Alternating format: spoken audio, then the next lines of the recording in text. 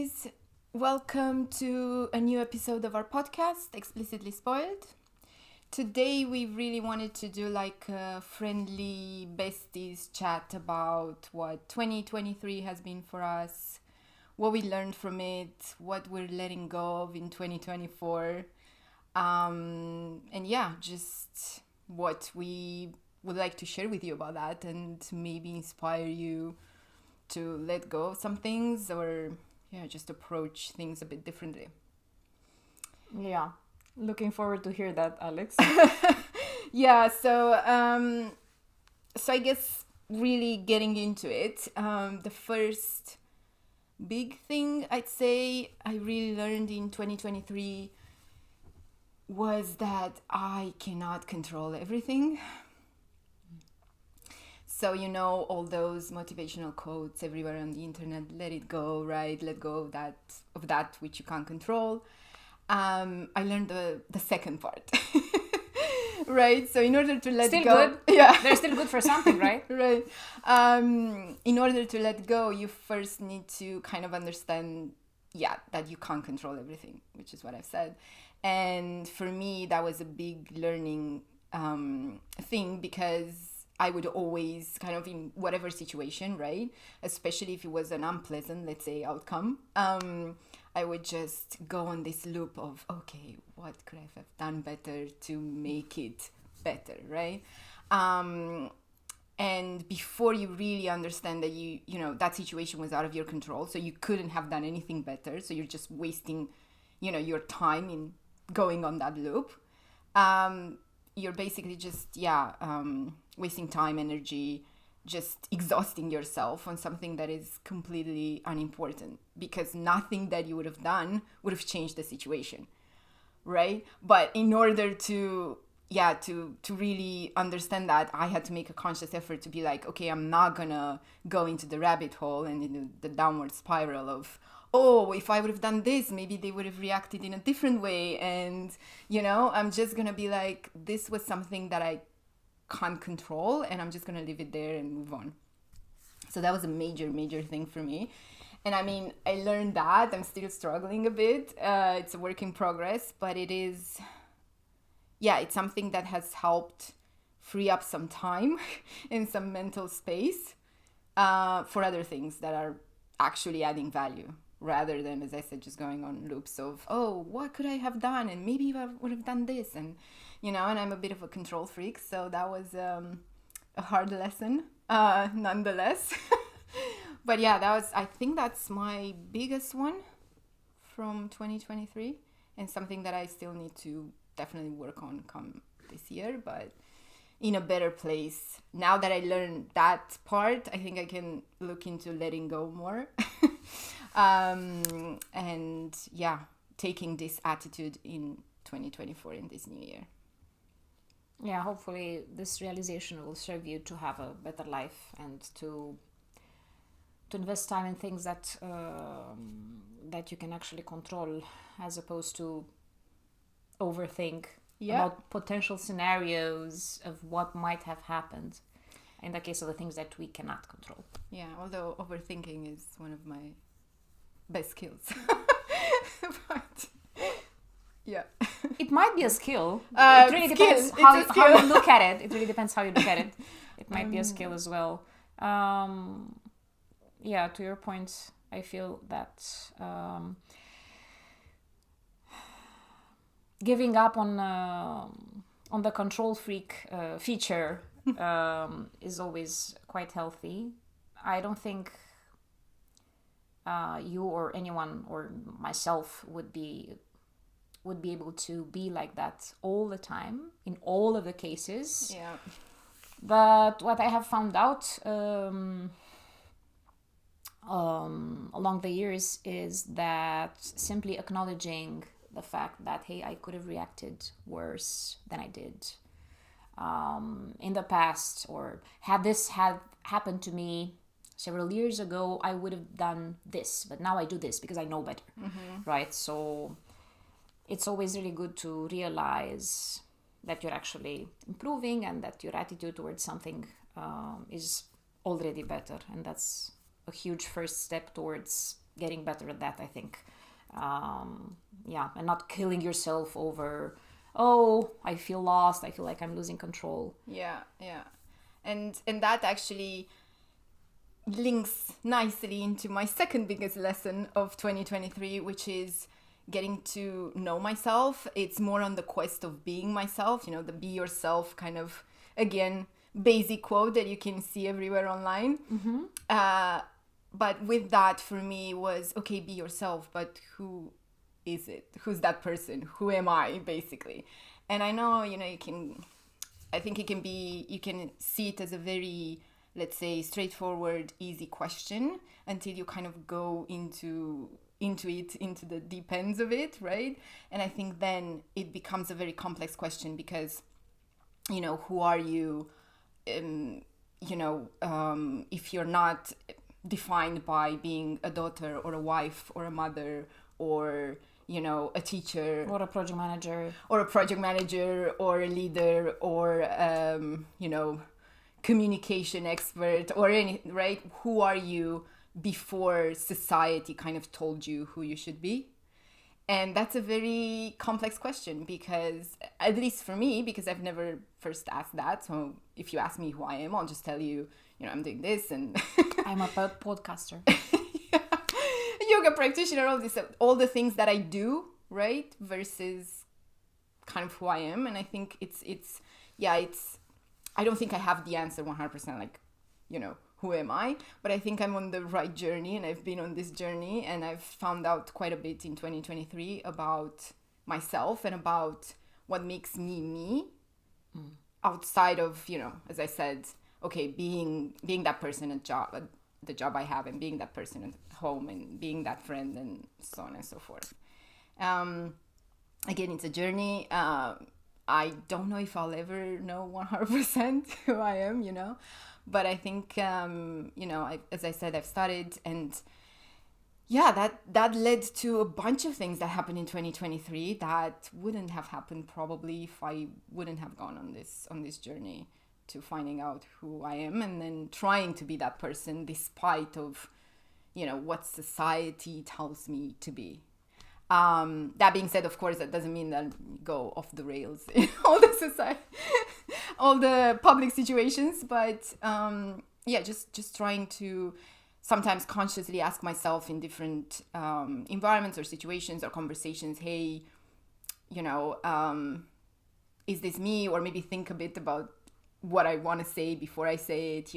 Also with the sort of conscious thought of, okay, am I trying to please this person? Am I trying to act like this because I'm in this setting? Or is this really what I want to say, how I want to act? Of course, within reasonable limits, I'd say, but yeah. I was going to add that just do something that disrupts the regular order of things or bothers some people, and then you will find out who you are, because people will tell you, because they will be very judgy, and then you'll find out a shitload of new stuff about yourself.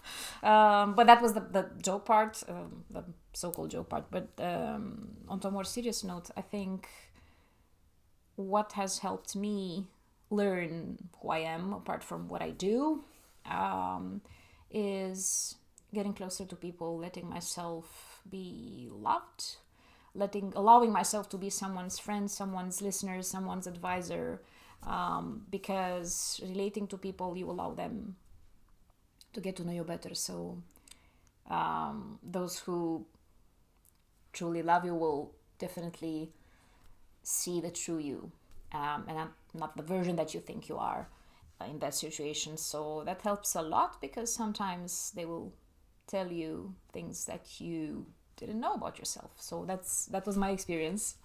Just wanted to add this. Yeah, and I agree with that. I think for me it's also, I guess, you're saying the people that love you, right, and that you let in will tell you things, and that's awesome. But I kind of a bit struggled still with being, okay, am I still masking towards even the people that, love me, as I mask towards, the job and wherever I am, and maybe friends and definitely acquaintances and things like that, right? So I think that's also at least for me, a journey to, I don't think I'll ever be like 100% myself, just because I'll probably never know what that version looks like 100%. But I mean, maybe, I don't know, 80% of the time, 80% of myself. It's a good goal to have for a lifetime, I guess. Something like that. And I think this also might be linked back to yoga. Everything goes back to yoga, because I think yoga, I don't know, sometimes it kind of you asks you who the hell you are. In all the practices, or maybe in the meditation part of the practice, or the breathing part of the practice. I think, I don't know if I would have gotten to where I am if I wouldn't have done yoga. Let me just put it that way. But yeah, so I might be biased, of course, but for me, yoga is exactly actually one of the very, very few things where I can just be myself the way I am, because I know yoga will take me as I am and would not demand anything off of me. So it's a huge relief when I practice yoga and when I behave in a yogic way. Because, and I've said this previously, I think to me practicing yoga and living by the principles of yoga is like you would allow yourself to be loved by somebody, because they just take you the way you are. And outside of that, for almost all other situations in life, we have to wear the mask that you were mentioning earlier. So that's how it feels for me. Yeah, it makes sense, which is why I was saying it's probably yoga that got me to get to know yourself, try to get to know yourself. And I think with that, my last biggest lesson of 2023 is to really try and follow my passions. But actually the lesson that I've learned is, or what I've learned is, what are my passions first off? So it's also, again, another very basic, follow your passions, right? It's all over the internet, but it's like, okay, what are your passions? At least for me, it was like that. And how do you actually go about following them? And it links into everything, right? It links into understanding who I am, right? And letting go of that, what I can't control, to make space to understand who I am. And then with that, understanding, what I like, what I'm passionate about, and how I can maybe go about that, making the time, but putting in the effort as well. So that has been the biggest other lesson for me from 2023. And the podcast is the perfect example of that, right? How so? Well, because in the quest of getting to know myself, I realized that I would very much like to help people discover yoga. And also not just yoga, because our podcast is not just yoga, right? But it's like kind of get people discover and practice self-care. But more than that, get them, and this is hopefully what we're realizing with the podcast, but get them to understand that self-care isn't an all or nothing mentality. It doesn't need to be a 3-hour intense workout or whatever, or nothing, right? It can be, I don't know, a half an hour podcast with us, or it can be a I don't know, skin care routine once a week, or it can be, I don't know, it can even be a cup of coffee that you drink in silence for half an hour before you start your day, if that's something that you would enjoy, right? So that was something that I realized in this journey of understanding who I am. And then also more selfishly, I guess, on the podcast side, the fact that I have opinions, like to share them, like to talk. So this was definitely a product of understanding myself and saying, okay, I want to do something about it, not just saying, okay, I would like to, sometime in this lifetime do that. And 2023 has been that year of discovery. What do I like? This is one of the things. And now 2024 hopefully is the year where I follow more of the passions that I've discovered. Fingers crossed for that.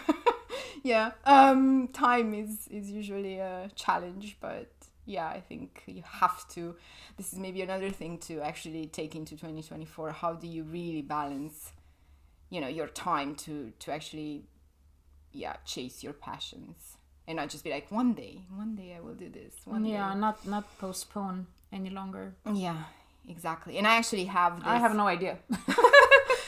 Maybe you guys do. It's as I said, it took me a year just to be like, okay, I think I like this.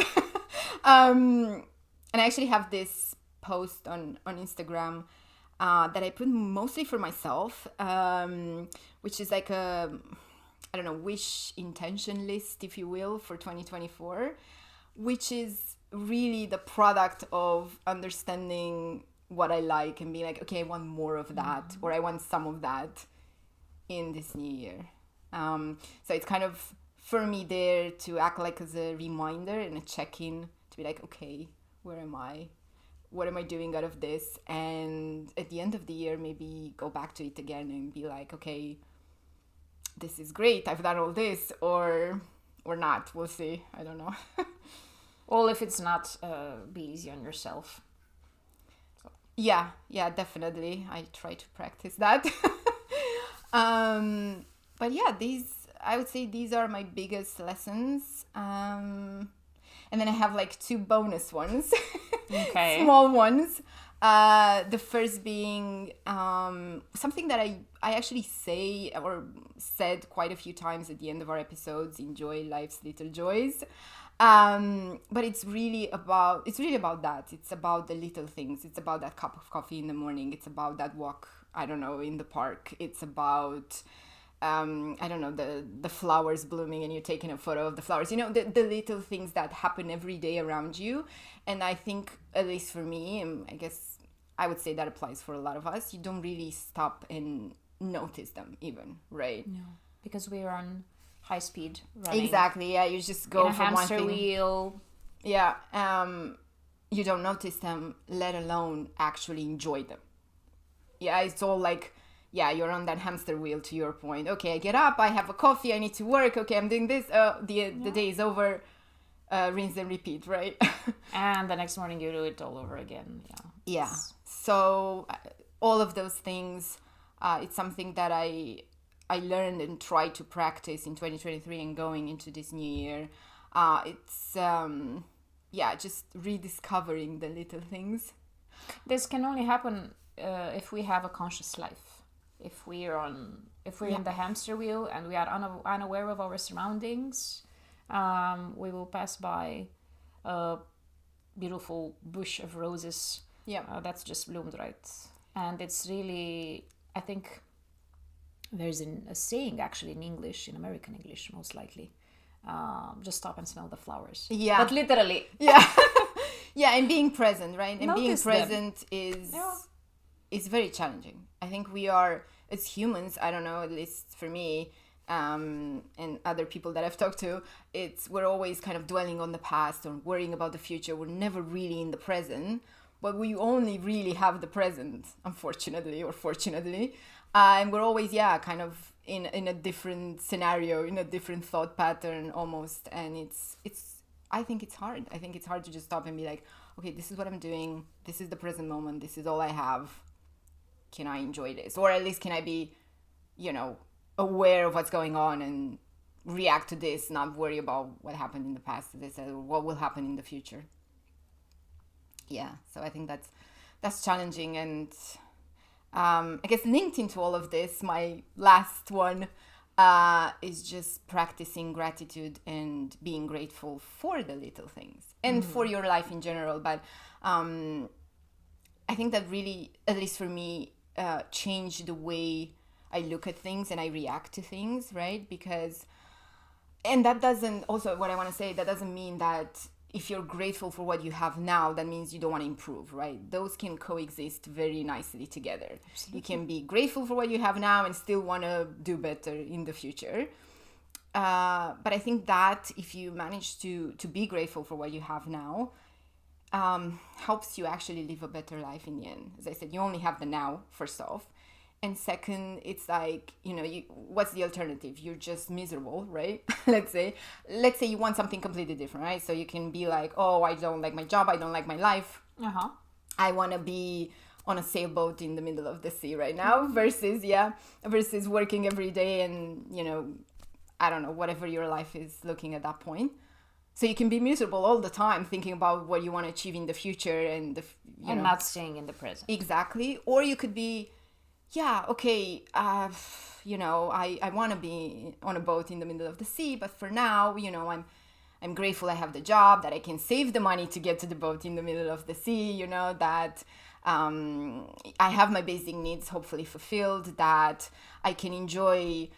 I go back because that's something I like, a cup of coffee in the morning in silence. I can enjoy a good book on the sofa. I can go for a walk, try to see these things and actually be grateful about what you have now whilst working to improve it. And I think also for most of us, what we have now is probably what we wanted 10 years ago or whatever, right? So so you're probably miserable then because you wanted what you have now. That's the timing, right? This is the timing. Stay in the present, but make sure you work for how your future will look like. Yeah. And what I was saying, change my mindset, as in, a situation or a thing is a thing until you react to it, so to speak. It's how you react to it that gives meaning to that and power.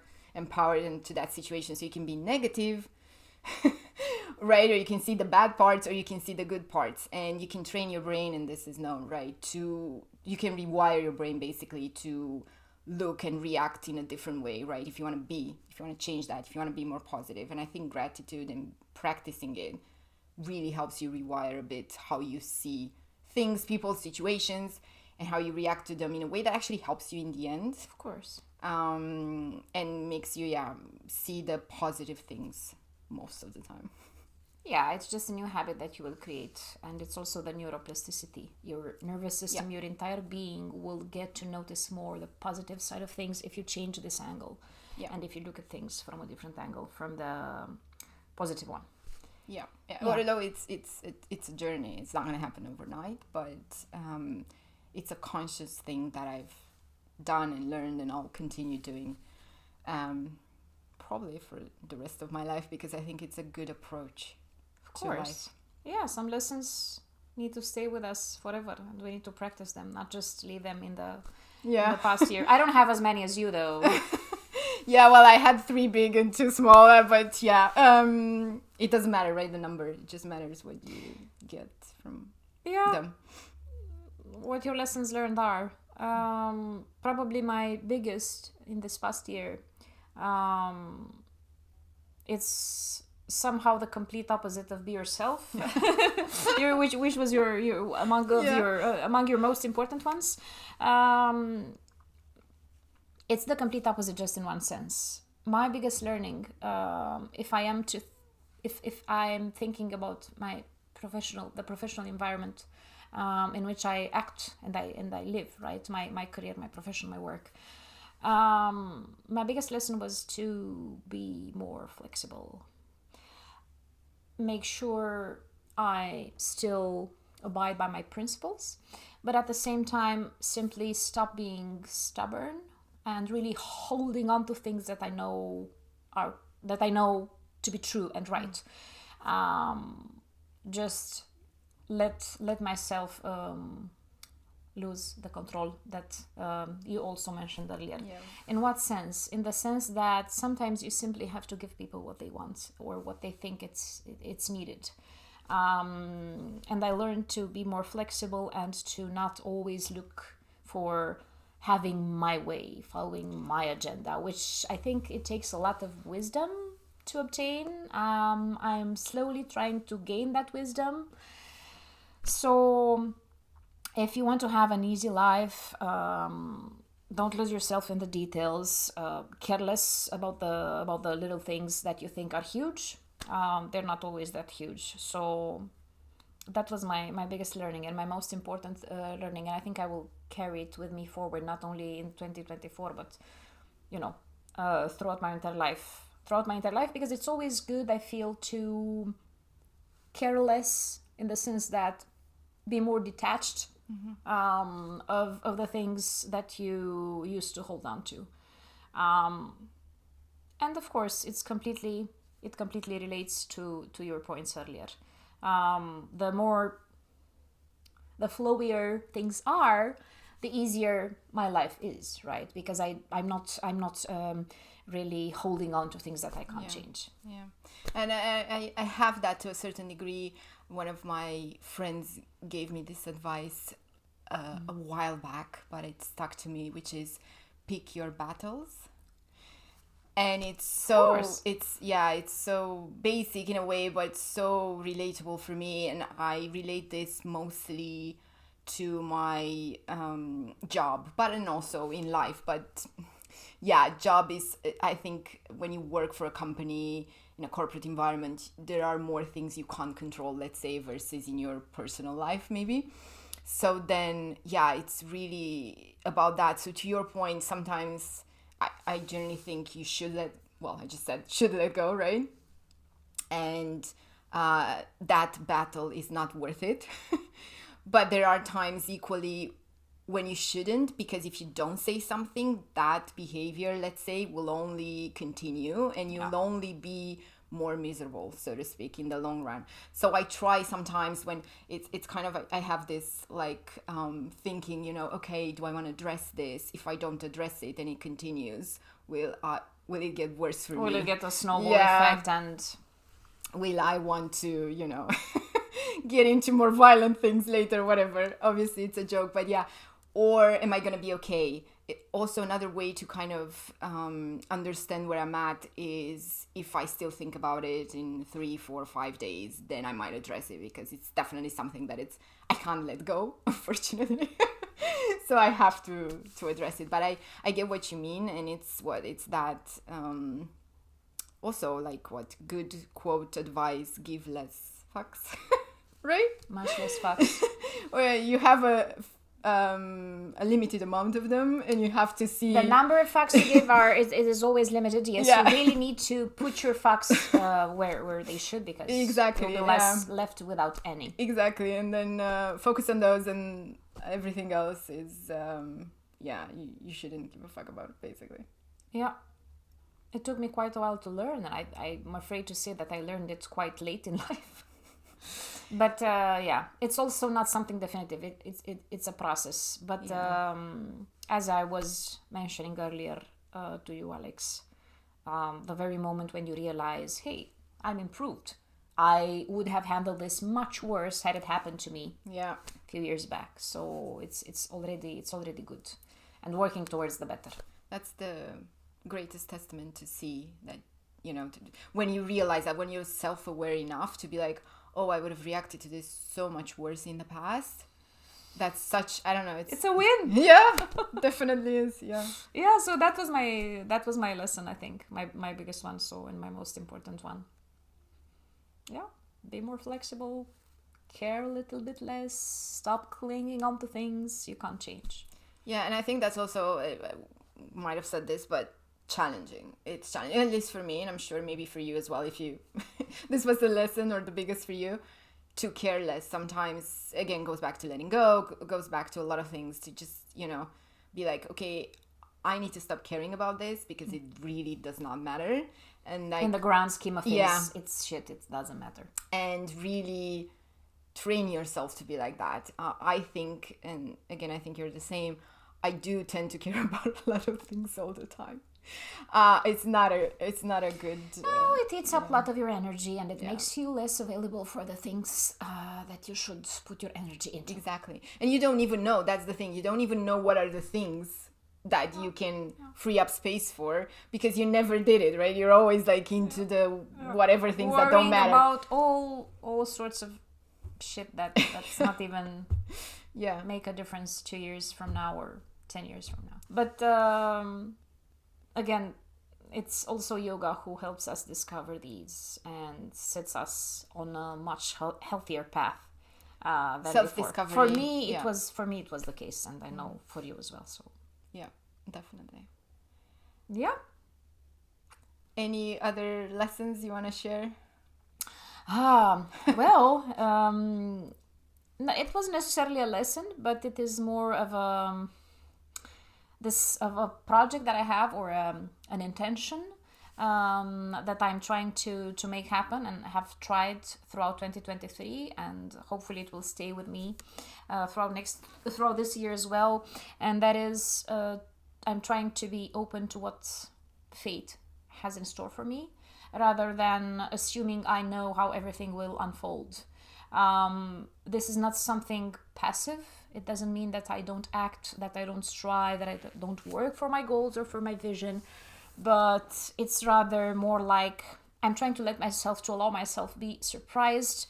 And if something happens that I feel is not right for my path at that moment, I rethink my attitude, because usually in time it turns out to be the right thing.